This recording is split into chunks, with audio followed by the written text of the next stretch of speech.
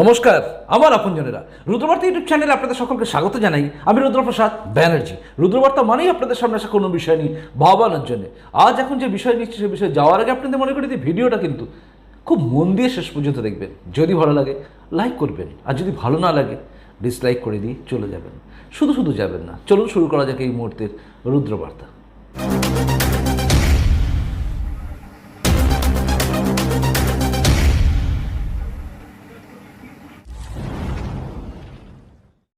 জানেন, ভারতবর্ষ আজ খুশিতে অনেক জায়গায় নাচানাচি হচ্ছে। কিসের জন্যে? অলিম্পিকে আমরা একের পর এক পদক পাচ্ছি। হয়তো সোনা, কখনো কখনো ব্রোঞ্জ, কখনো অন্য কিছু।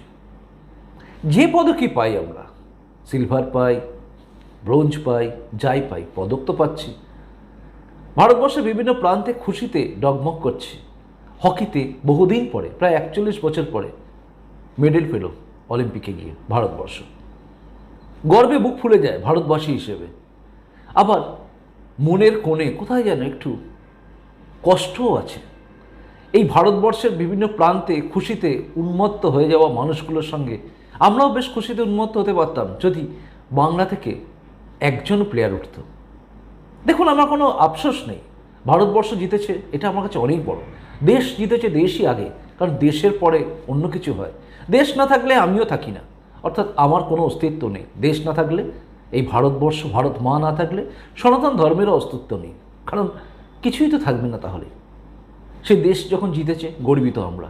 প্রাদেশিকতার চিহ্ন মাত্র আমার মধ্যে পাবেন না, কিন্তু তবুও কোথাও যেন মনের মধ্যে বাজে যে আজ যদি বাংলা থেকেও কেউ একজন থাকতো, আমরাও হয়তো বাঙালি হিসেবে একটু হলে গর্ববোধ করতাম।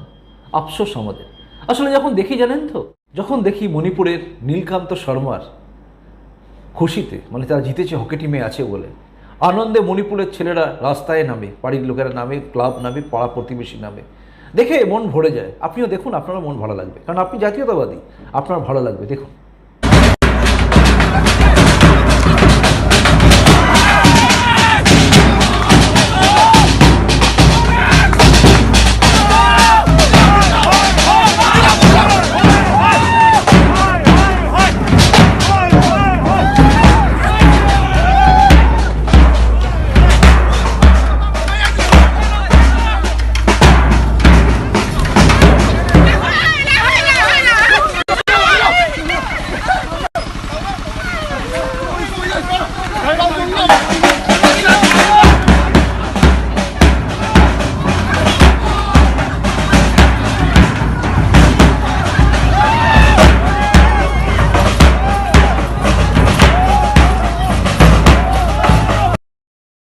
দেখলেন না কি হাসি, কি খুশি।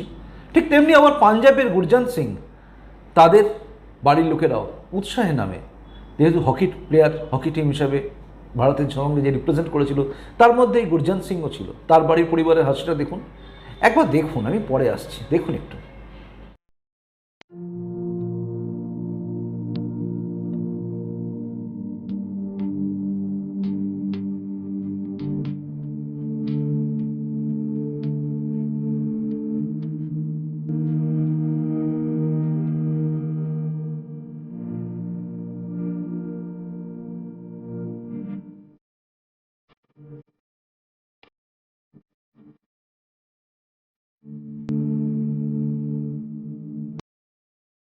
কি বেশ লাগলো না?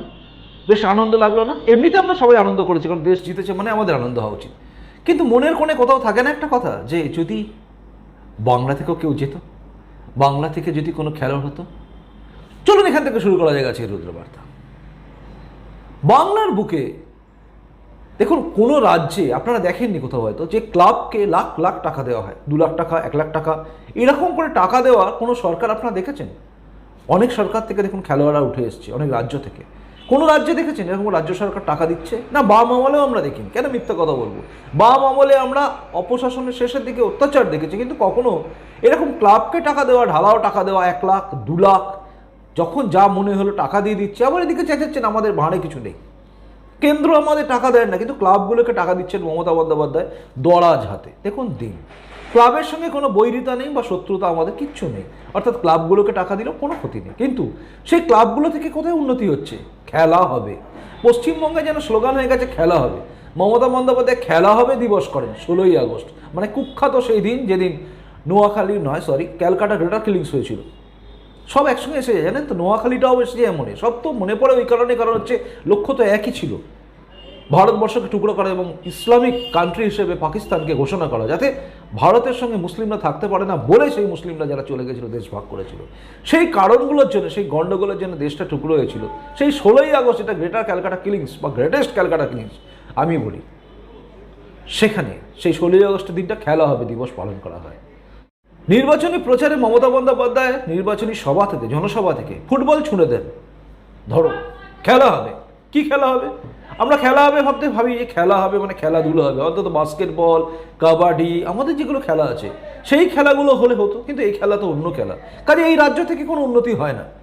বাম রাজত্বেও কিন্তু এখান থেকে অনেক খেলোয়াড় উঠেছে, অস্বীকার করার কোনো কারণ নেই, বিভিন্ন স্তরে বিভিন্ন জন গেছেন। 34 বছরের ইতিহাসে সবচেয়ে বেশি 34 বছর যে বামফ্রন্টের ইতিহাসে সুভাষ চক্রবর্তীকে মানুষ মনে রেখেছে, কারণ ক্রীড়া জগতে সুভাষ চক্রবর্তীর অবদান ছিল অনেক। বামফ্রন্ট সে সময় অনেক কিছু করেছিলেন এবং ক্রীড়ামন্ত্রী হিসেবে সুভাষ চক্রবর্তীর যে অবদান ছিল সেগুলো আজও কেউ অস্বীকার করতে পারবেন না। অর্থাৎ তিনি একটা দাগ রেখে গেছেন, অবশ্যই বামফ্রন্ট সরকার চেয়েছিল বলেই হয়েছে।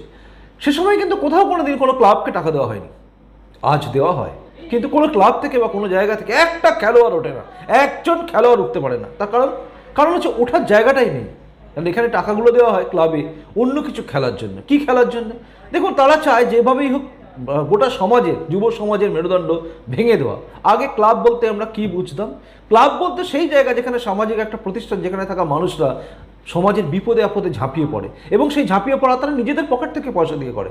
ক্লাব মানে এরকমই একটা কালচার। ক্লাব কালচার আছে বলে এখানে এই দেশ, এই রাজ্যেতে অনেক কিছু সেফ থাকে, কারণ ক্লাব কালচার যেটা ভালো ছিল সেগুলো অনেক কিছু ছিল, সেখান থেকে খেলোয়াড় উঠতো, সেখান থেকে সব কিছু হতো। কিন্তু আজ পুরো আলাদা। কিন্তু 2 লাখ টাকা করে দেওয়া হয়। কেন দেওয়া হয়? তৃণমূলের তাবেদারি করানোর জন্যই টাকা পয়সা দেওয়া হয় এবং বেকার ছেলেদের আরও বেকার করে রাখার জন্য। অর্থাৎ ক্লাবে থাকো, ভাতা পাও, বেকার ভাতা পাও, চাকরি করার কথা ভুলে যাও, ক্লাবের ছেলেদের একটা করে যদি ব্যবসার কথার জন্য টাকা দেওয়া হতো তাহলেও তারা উন্নতি করতে পারতো। কিন্তু চান না এখানে সরকার, তারা চান ঝান্ডা বোক এবং ঝান্ডা ধরে থাকুক ক্লাবের ছেলেরা এবং তারা উন্নতির জায়গায় অবনতি করুক নিজেদের।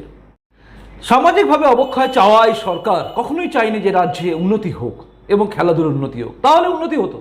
এই রাজ্য থেকেও কেউ না কেউ বেরোতেন, মেরি কমের মতো কেউ বেরোতেন, অথবা একটা খেলোয়াড় অন্তত বেরোতেন, হকি প্লেয়ার খেলতেন বা কোনো জায়গায় কাবাডি খেলায় বা কোনো জায়গায় যেতেন তারা। কিন্তু এখানে কিছুই হয় না।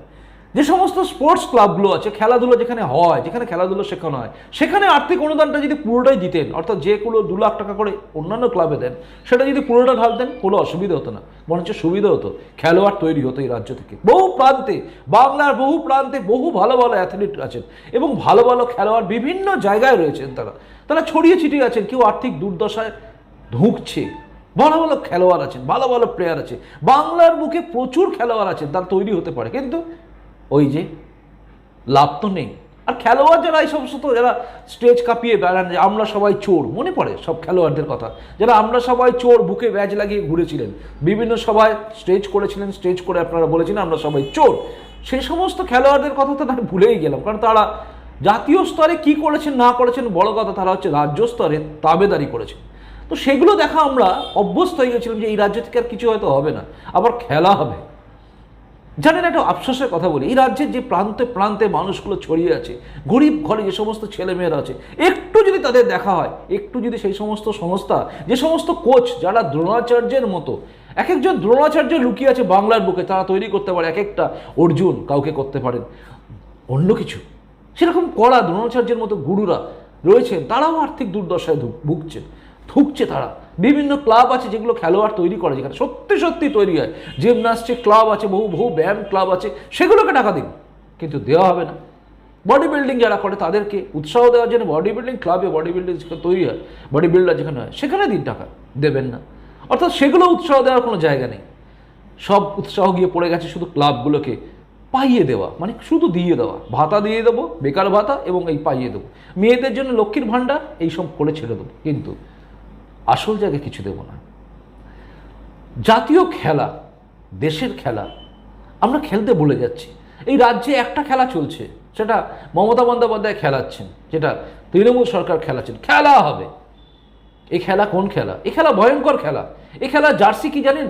কখনো লুঙ্গি, কখনো অন্য কিছু, লুঙ্গি বাহিনী, কখনো অন্য বাহিনী। এই যে বাহিনী মাথায় সবুজ আবির মেখে নেমে লোককে পেটানো, মারা, যেগুলো আমরা দেখেছি, বিরোধীরা বারবার অভিযোগ করছে যে লুঙ্গি বাহিনীর দ্বারা আক্রান্ত, এই কথাটা বারবার আসছে। এটাও একটা ভয়ঙ্কর ইঙ্গিত, কারণ এই কথাটাও কিন্তু একটা সাম্প্রদায়িক কথা এসে যায়, বললেই সাম্প্রদায়িক, না বললে অসাম্প্রদায়িক, কিন্তু ঘটনাটা তো এটাই। বিরোধীরা বারবার অভিযোগ করছে লুঙ্গি বাহিনীর হাতে আক্রান্ত। এবার লুঙ্গি বাহিনী কি, কে, কারা আসছে, জামাতি বাংলাদেশি কিনা বা রোহিঙ্গা কারা, এই সমস্তগুলো প্রশ্ন এসে যায়। আর এখানে রাজ্যে খেলা হয় চলে। আমরা চাই, দেখুন পুলিশ ক্লাব যেগুলো আছে, সেখানে অনেক লোক, অনেক স্পোর্টসম্যান তৈরি করা যেতে পারে, একটু আর্থিক সাহায্য দিলেই তারা হয়ে যায়, তারা খেলতে পারে। তারা অনেক ভালো ভালো, যারা ভালো স্পোর্টসম্যান তারাও অনেক সময় পুলিশে চাকরির জন্য অ্যাপ্লিকেশন করে, তাদেরকে একটু ট্রেন্ড করলেই বিরাট জায়গায় এসে যায় রাজ্য। আমার অনেক হকি পেকি, অনেক খেলায় পদক পেতে পারে। কিন্তু না, এই রাজ্যে অন্য খেলা হবে, বিরোধীদের পিটিয়ে শেষ করা, তাড়িয়ে দেওয়া, ঘর ভেঙে দেওয়া, এই খেলা চলবে। আবার খেলা হবে, দিবস হবে, এবং বেছে নেওয়া হবে সেই দিনটা, যে দিনটায় গ্রেটার ক্যালকাটা কিলিংস, আমি যেটাকে বলি গ্রেটেস্ট ক্যালকাটা কিলিংস বা গ্রেট ক্যালকাটা কিলিংস, যাই বলি কিলিংস, সেই দিনটাকে। অদ্ভুত এই বাংলা, এখানে খেলা হবে তো অন্য খেলা। আর আমরা যারা খেলা ভালোবাসি, দেখুন আমিও খেলা ভালোবাসি, আমার খেলাটা হয়তো একটু অন্য জগতে। আমি মার্শাল আর্ট নিয়েছিলাম, মার্শাল আর্টও তো খেলা, জীবনে ফুটবলও খেলেছি, কিন্তু সে খেলা নয়, ভালোবাসতাম যেটা সেটা মার্শাল আর্ট। এইটাকেও যদি প্রোৎসাহন দেওয়া যায়, উৎসাহ দেওয়া যায়, হয় নাকি? বহু ছেলে আছে, তাইকুন্ডু আছে, কেউকুশিন কাইকান আছে, বিভিন্ন স্টাইল আছে ক্যারাটে, এবং জুডো আছে, এবং জিজুৎসু আছে, অনেক স্টাইল, আইকিডো থেকে শুরু করে প্রচুর স্টাইল আছে। এই স্টাইলের মানুষগুলোকে যদি একটু উৎসাহ দেওয়া যায়, তারাও কিন্তু অনেক মেডেল নিয়ে আসতে পারে। বহু লোক আছে জানেন, যারা জাপানে গিয়ে বেল্ট নিয়ে আসার ক্ষমতা রাখে, জাপানে গিয়ে লড়ে ফাইট করে জিতে আনার ক্ষমতা রাখে, তবুও পারে না। কেন? আর্থিক অবস্থার জন্য, দুরবস্থা। একটু আর্থিক অনুদান যদি দেওয়া হতো তাহলে অনেক কিছু হতো। আবারও বলতে বাধ্য হচ্ছে, এবং শেষ পর্যন্ত বলতে বাধ্যই হলাম, সেটা হচ্ছে বাম রাজ্যতে তবু এখান থেকে খেলোয়াড় উঠতো। আর এখন যারা যে কজন উঠছে টুকটুক করে, তারা শুধুমাত্র নিজেদের জোরে আর বাবা মায়ের টাকা পয়সা রেখে খরচা করে, এবং কোচেরা নিজেদের সর্বশান্ত করে দিয়ে তাদের তৈরি করেন। এটাই হচ্ছে বাস্তব সত্যি। আর এই রাজ্যে খেলা হবে চলে। চলুন, এটাই ছিল আমাদের ভবিষ্যৎ, কারণ এটাই এখনও 2024 বলেইছেন দেব যে 2024-এ প্রধানমন্ত্রী না হলে কিচ্ছু হবে না মমতা ব্যানার্জি। তো 26 অব্দি আমরা কিছু পাবো না, এটা আশা করেই রাখবো, কারণ এই সরকারের টনক কোনোদিনই নড়েনি। নড়লে পারে কাঠমানিক করে না, আজও রাজত্ব করতো না। আর জনগণ জলের তলা থাকতে ভালোবাসে বলে কলকাতার 11টা সিট পাওয়া তৃণমূল কংগ্রেস কলকাতাবাসীকে জলের তলায় রাখে। আসি, নমস্কার, বন্দে মাতরম, ভারত মাতা জয় হোক, জয় হিন্দ।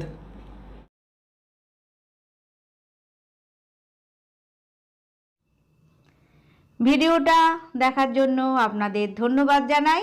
ভালো থাকুন, সুস্থ থাকুন, রোজ দেখুন রুদ্র বার্তা।